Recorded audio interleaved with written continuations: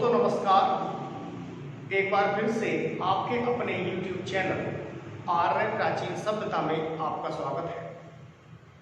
मैं आज आपकी ये गलतफहमी दूर करने के लिए यहाँ आपके समक्ष उपस्थित हुआ हूँ कि अकबर एक बहुत महान राजा था या बादशाह था और उसके पास 9 रत्न थे। तो आप ये जान लीजिए कि आप कमेंट बॉक्स में मुझे अकबर का कम से कम एक महानता का कार्य अवश्य बताएं, तो मैं मानूंगा कि हाँ अकबर महान था। मैं उसके कारनामे आपको बताता हूँ कि अकबर के हरम में 12,000 रानियाँ थीं। 12,000 रानियाँ उनको लिखा जाता है, जो कि बिल्कुल ही बेहुदा शब्द है। 12,000 दासियाँ थीं, 12,000 वेश्याएँ थीं, जिस पर अकबर के सैनिक और अकबर मुगल बादशाह अपनी हवस का शिकार जिनको बनाता था, जिनका बलात्कार करता था। आप आजकल भारत में देखते हैं कि मुगल का वंशज बताने वालों की भारत में कोई कमी नहीं है।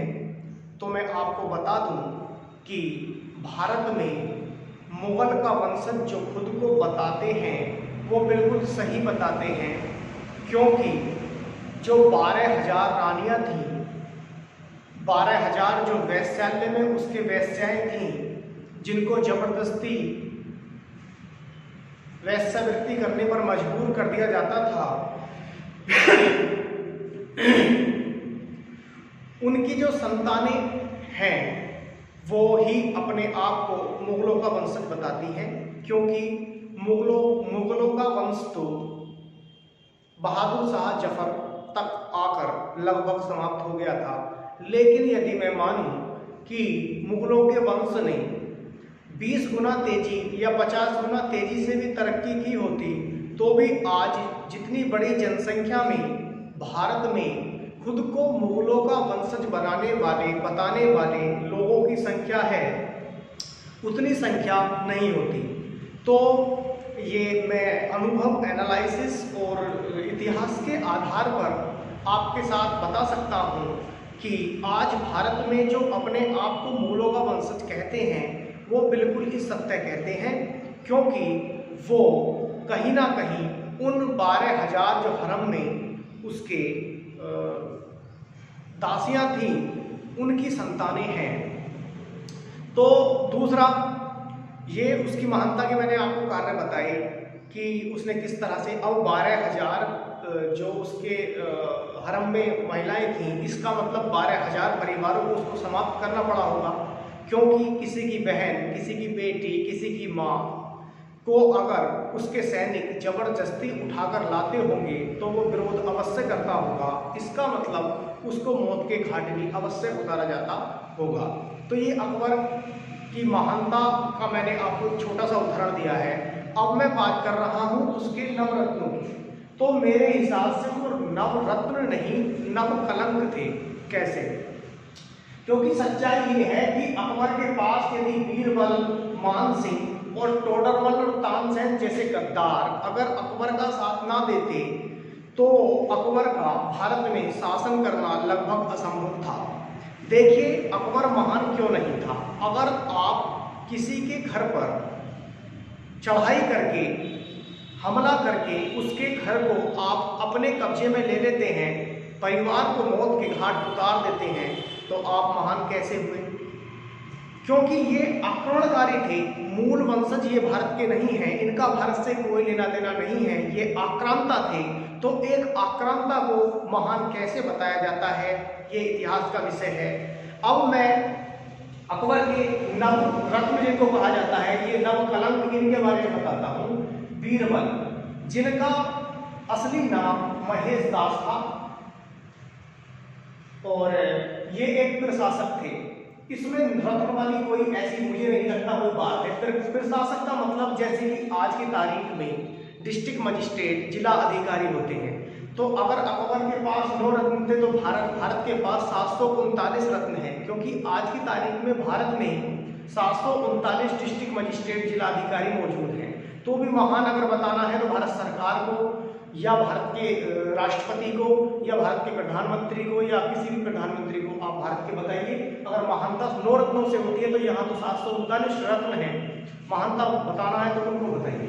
दूसरी चीज, और ऐसी कोई खासियत बीरबल में नहीं थी, बस हाँ ये है कि देश से गद्दारी करके और आक्रमणकारियों के साथ मिलकर उनका सहयोग करते थे देश में शासन करने के लिए और 12,000 परिवारों को मिटाने के लिए। दूसरा है मुल्ला दो प्याजा। मुल्ला दो प्याजा अकबर की जो पत्नी थी उसका भाई अर्थात अकबर के साले साहब थे मुल्ला दो प्याजा, ये सलाहकार थे और बताया जाता है कि ये बहुत ही बेवकूफ किस्म के इंसान थे, लेकिन ये अकबर के साले थे इसलिए इनको सलाहकार नियुक्त किया गया था। और इतिहासकार तो ये तक कहते हैं कि मुल्ला दो प्याजा बीरबल की बेटी से शादी करना चाहते थे, तो एक साले का मामा, मतलब कि मामा अपनी भांजी से शादी करना चाहता है, मामा भांजी का रिश्ता ही हुआ कि साला अपने जीजा की बेटी से शादी करना चाहे और उम्र में भी कितना अंतर रहा होगा। तो ये रत्न कितना बढ़िया रत्न, ये आपको मैंने बताया, ये 2 रत्न आपके हो गए। तीसरा है तानसेन, तन्ना मिश्रा संगीतकार, ये अकबर के गुलाम थे, अकबर के हिसाब से ही गाना गाते थे। क्योंकि ये मैं क्यों कह रहा हूं, ये मैं इसलिए कह रहा हूं, एक बार अकबर ने तानसेन से कहा कि तानसेन क्या आपसे अच्छा संगीत भी इस पृथ्वी पर कोई गा और बजा सकता है? तो तानसेन ने उत्तर दिया कि हाँ राजन, हाँ बादशाह, के हाँ जहांपना, मेरे जो गुरु हैं वो और उनके सभी शिष्य मुझसे अच्छा ही गाते हैं, मुझसे अच्छा ही बजाते हैं। तो अकबर ने पूछा ऐसा क्यों?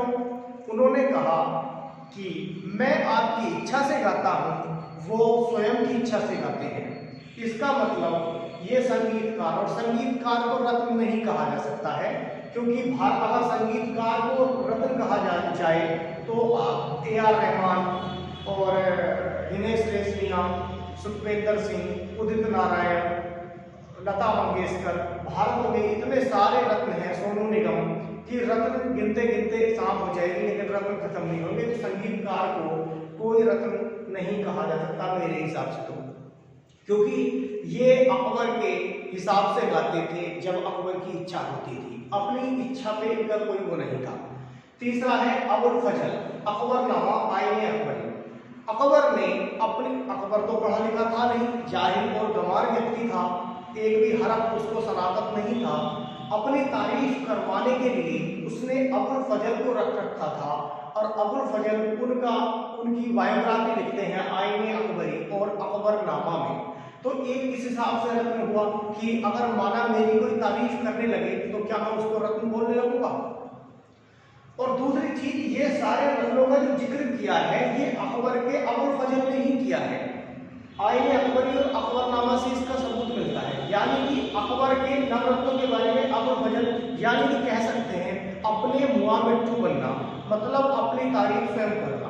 तीसरे फैजी, ये कवि थे, ये अकबर को खुश करने के लिए कविताएं गाया करते थे। मानसिंह सेनापति थे, तो भारत में लगभग 12 लाख की आर्मी है, तो इसका मतलब भारत में 12 लाख रत्न है, क्योंकि और भारत में कई सेनापति हैं, तीनों सेनाओं के अलग अलग सेनापति हैं। अकबर के पास तो वायुसेना नहीं भी थी, हमारे पास तो वायुसेना है भी। तो ये किस हिसाब से रत्न हुआ मुझे तो समझ में नहीं आया। टोडरमल वित्त मंत्री थे राजस्व, तो फिर आज की तारीख में बहुत सारे वित्त मंत्री हमारे पास हैं, सचिव भी हैं, वित्त सचिव भी हैं, हमारे पास तो गवर्नर तक भी हैं। तो ये किस हिसाब से रत्न हुए और इनका क्या लेना देना रत्नों से, ये आप खुद स्पष्ट कर लीजिए। फकीर अजमुद्दीन एक सलाहकार थे, तो सलाहकार को कैसे रत्न? अच्छा, मैं ये सारी चीजें क्यों कह रहा हूँ?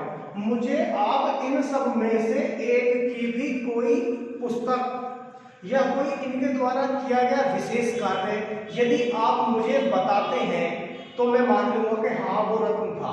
एक भी कोई इनमें से मुझे ऐसा बता दीजिए जिसने देश या समाज के लिए कोई योगदान दिया हो। तो ये रत्न कैसे हुए? अब्दुल रहीम खान खाना ये गजलकार थे। मतलब अकबर बहुत ही अय्याश किस्म के एक शासक थे, जो ज्यादातर देखिए ये संगीत का ये तारीफ कर रहे हैं, ये कविताएं सुना रहे हैं और ये गजल सुन रहे हैं। मतलब कि जब तक टाइम उनका मौज मस्ती नहीं बीतता था, कहीं युद्ध वगैरह होता था तो फिर शासक बीरबल संभालते थे या मान सिंह संभालते थे। तो इस तरह की, अब मैंने आपको अकबर के नवरत्नों के बारे में बता दिया, तो आप अपने मन से ये गलतफहमी आपकी दूर हो गई होगी कि अकबर एक महान शासक थे, क्योंकि जिसके यहाँ पर 12,000 वेश्याएं हों, उन्हें वेश्यावृत्ति करने पर मजबूर किया जाता हो, वो महान कैसे हो सकता है? और उसको महान बताने वाले लोग किस विचारधारा के होंगे, ये तो परमात्मा ही जान सकते हैं। और नवरत्न की असलियत मैंने आपको बता दी है। यदि इनके बारे में कोई भी पुस्तक या कोई भी खासियत इनकी आपको पता हो तो आप मुझे अवश्य बताएं। अब मैं आपको बताता हूं कि नवरत्न किसको कहते हैं, हमारे इतिहास से किस प्रकार से छेड़छाड़ हुई, नवरत्न असलियत में किसको कहते हैं, ये मैं अभी आपको बताता हूं। तो भाई अकबर के जो नवरत्न थे, इनके बारे में जो जानकारी मिलती है वो मिलती है हमारी अब्दुल फजल के द्वारा अकबरनामा या आईने अकबरी के द्वारा लिखी गई, जो कि अकबर के ही एक दरबारी थे, जो अकबर के नवरत्नों में से ही शामिल थे। तो अपनी तारीफ इन्होंने खूब बढ़ चढ़ के लिखी। लेकिन जब इस्लाम धर्म के प्रवर्तक मोहम्मद साहब का जन्म भी नहीं हुआ था, तब भारत में 380 के करीब चंद्रगुप्त द्वितीय या विक्रमादित्य, एक सीरियल भी आजकल आता है टीवी पर विक्रमादित्य, आप उसको भी देख सकते हैं। खैर सीरियल वाले तो इस तरह से तोड़ मरोड़ के प्रस्तुत करते हैं कि आदमी से नफरत ही हो जाती है। जैसे कि एक प्रोग्राम आता था जोधा अकबर, उसमें अकबर के और जोधा के प्रेम प्रसंग दिखा दिए, जबकि वो एक दूसरे को जानते तक भी नहीं थे शादी से पहले। तो ये इस तरह के बकवास ये टीवी वाले दिखाते रहे हैं, दिखाते रहेंगे और दिखाते ही रहते हैं, तो उन पे हमें नहीं जाना है। तो विक्रमादित्य या चंद्रगुप्त द्वितीय इस्लाम धर्म के पैदा होने से पहले, यानी कि मोहम्मद साहब के पैदा होने से भी पहले विक्रमादित्य चंद्रगुप्त द्वितीय गुप्त शासक का पहला वंशज, गुप्त शासन को स्थापित करने वाला चंद्रगुप्त द्वितीय। मैं चंद्रगुप्त मौर्य की बात नहीं कर रहा हूँ, मैं चंद्रगुप्त द्वितीय की बात कर रहा हूँ, चंद्रगुप्त द्वितीय या विक्रमादित्य की बात कर रहा हूँ। मैं विक्रमादित्य की स्पेशली बात कर रहा हूँ, जिसको कि किंवदंती माना जाता है। कहा जाता है कि इनको कोई दैवीय शक्ति प्राप्त थी, तो दैवीय शक्ति प्राप्त नहीं थी, असलियत क्या थी तो मैं भी आपको बताता हूँ। तो विक्रमादित्य के या चंद्रगुप्त द्वितीय के जो नवरत्न थे, उन्हें मैं वाकई नवरत्न मानता हूँ। और ये मैं नहीं कह रहा, ये मैं भी नहीं कह रहा, ये विक्रमादित्य भी नहीं कह रहा, ये विक्रमादित्य के कोई दरबारी भी नहीं कह रहा, ये विक्रमादित्य के राज्य का भी कोई व्यक्ति नहीं कह रहा, ये विक्रमादित्य के देश का भी कोई व्यक्ति नहीं कह रहा।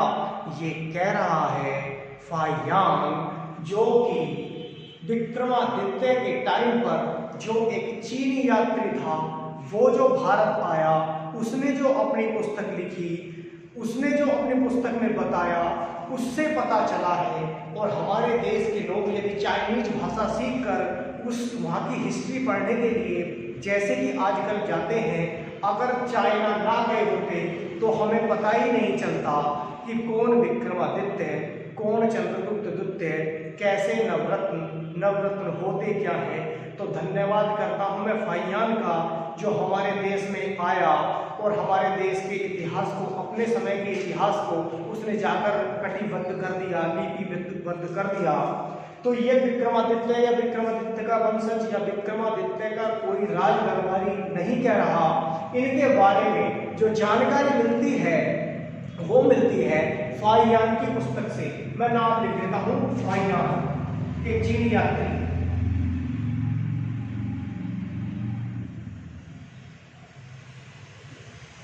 चीनी यात्री फाहियान, चीनी यात्री फाहियान ने अपनी पुस्तक में क्या कहा है, जरा ध्यान से सुनिए। उसने कहा है, फाहियान ने कहा है कि चंद्रगुप्त द्वितीय या विक्रमादित्य के दरबार में 9 रत्न हैं। एक कवि है कालिदास, आपको मैं बताऊं लगभग 78,000 किलोमीटर की यात्रा करने वाला यात्री था फाइयान। इसका मतलब लगभग 100 देशों से अधिक की यात्रा की थी फाइयान ने। 100 देशों से अधिक की यात्रा करने के बाद 100 देशों की यात्रा करने के बाद 100 देशों से अधिक की यात्रा करने के बाद चीनी यात्री फाइयान क्या कह रहे हैं?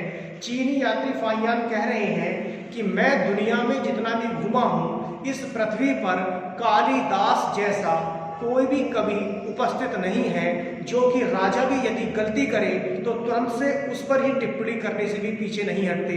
यानी कि ये विक्रमादित्य के कोई गुलाम नहीं थे, इनकी इच्छा होती थी जब ये कविताएं करते थे, और ये ऐसी कविताएं करते थे कि राजा को उनसे सीख मिलती थी, राजा की तारीफ ये नहीं करते थे। और ये मैं नहीं कह रहा, ये फाइयान कह रहे हैं। फाइयान कह रहे हैं, दावा कर रहे हैं कि पूरी पृथ्वी पर मैं जितने भी देश घूमा हूँ, लगभग 100 से अधिक देश घूमा हूँ, और उनमें सबसे यदि महान कोई कवि इस समय पृथ्वी पर है तो वो कालिदास है। दूसरा फाइयान क्या कह रहे हैं? फाइयान क्या कह रहे हैं? कह रहे हैं कि मैं जितने भी देशों में घूमा हूँ, धनवंतरी इस समय पूरी पृथ्वी पर इतने बड़े चिकित्सक हैं कि यदि किसी की गर्दन भी कट जाए तो उसको जोड़ने की क्षमता धनवंतरी के पास है। शरीर का कोई भी अंग यदि कटकर नीचे गिर जाए, सड़ के नीचे गिर जाए, तो उसको जोड़ने की क्षमता धनवंतरी के पास है। धनवंतरी जैसा चिकित्सक पूरी पृथ्वी पर नहीं है, और चीन में आज भी वही थेरेपी चल रही है और उसको ही आज अपनाया जा रहा है, धनवंतरी की पद्धति को। तीसरा वारामिर, इनका नाम मुझे बताने की और आपको सुनने की कोई आवश्यकता नहीं है, क्योंकि ये ऐसा नाम है कि हर तीसरे दिन आपके कानों में आता रहता है। वारामिर तीसरा, जो बहुत बड़े खगोल विज्ञानी थे, इतने बड़े खगोल विज्ञानी थे कि आज भी इनकी पुस्तकों का अध्ययन होता है कि किस आधार पर ये बताते थे कि आज तक इनकी कोई भी गणना गलत नहीं हुई। जब इन्होंने कह दिया कि भूकंप आएगा तो भूकंप आता था। यहाँ तक कि आज की तारीख में भी ऐसी कोई तकनीक नहीं है जो भूकंप को आने से पहले ही बता दे कि भूकंप आएगा। हाँ, बाढ़ के आने की तकनीक पता चल गई है, मानसून के आने की, बारिश के आने की सबकी तकनीक पता चल गई है, और सुनामी तक की आने की तकनीक पता चल गई है, लेकिन आज भी भूकंप के आने की तकनीक पता नहीं है। जबकि वारामिर ये तक बता देते थे कि कब भूकंप आएगा।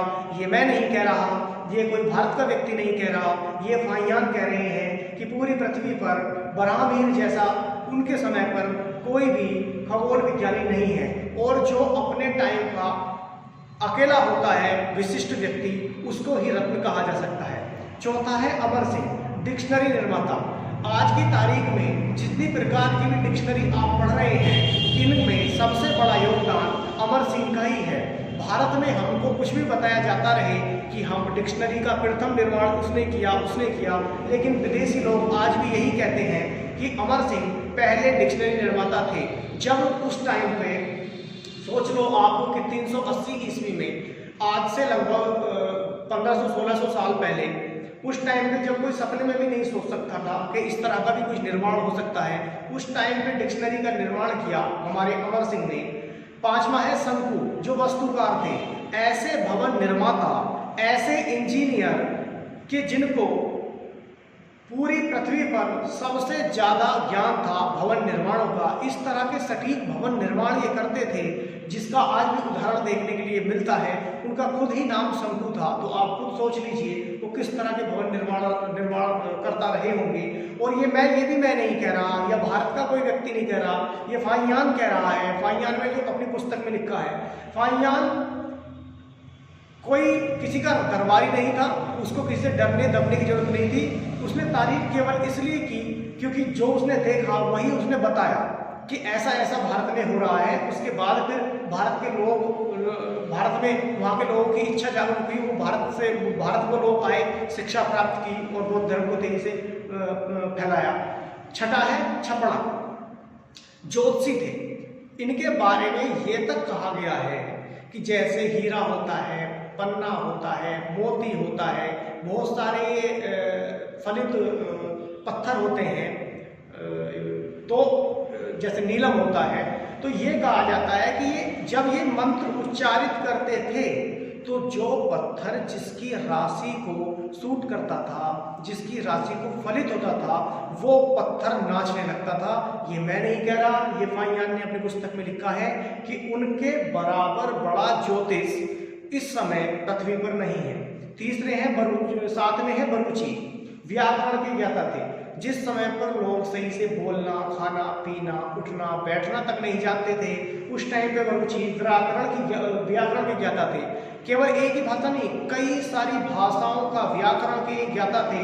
यानी कि कहीं से कोई भी पत्र आता था, किसी भी देश से कोई भी पत्र आता था किसी भी भाषा में लिखा हुआ, उसको अनुवाद करके ये राजा के समक्ष प्रस्तुत करते थे।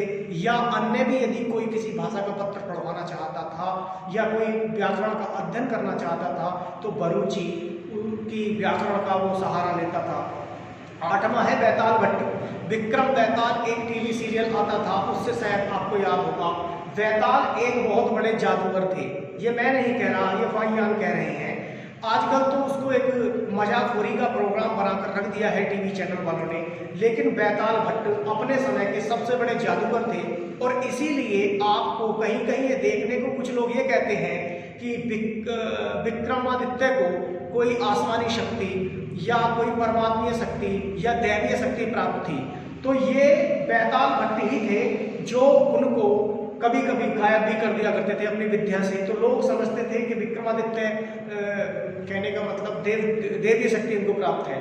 जब भी कोई संकट आता था बैताल भट्ट अपने जादू के माध्यम से संकट को टालने की कोशिश करते थे। एक है नमे हैं घटाकर ये बहुत बड़े कूटनीतिज्ञ थे। आप देखेंगे कि विक्रमादित्य को किसी भी राजा से लड़ाई लड़ने की आवश्यकता नहीं पड़ी, क्योंकि उनके जो घटकर पर कूटनीतिज्ञ थे वो इतने बड़े कूटनीतिज्ञ थे कि वो पहले से ही डर पैदा कर देते थे किसी भी दूसरे राजा में।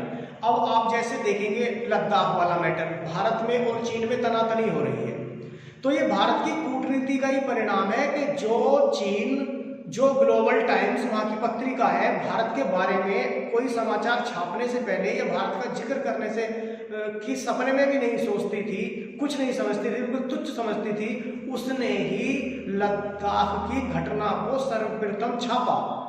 तो इसका मतलब ये आप समझ लीजिए कि कूटनीति के मामले में इस समय भारत की स्थिति क्या है। तो इसी तरह से जैसे बिस्मार्क की कूटनीति बहुत प्रसिद्ध थी कि वो अपने दोस्तों को मजबूत किए बिना अपने दुश्मन को परास्त कर देते थे, तो ऐसे ही घटकर पर कूटनीतिज्ञ थे बहुत बड़े। और ये मैं नहीं कह रहा, ये फाहियान कह रहे हैं। तो दोस्तों आपने दोनों में मैंने तुलना करके आपको बताई, आपने देख लिया होगा कि नवरत्न किसको कहते हैं और नवकलंक किसको कहते हैं।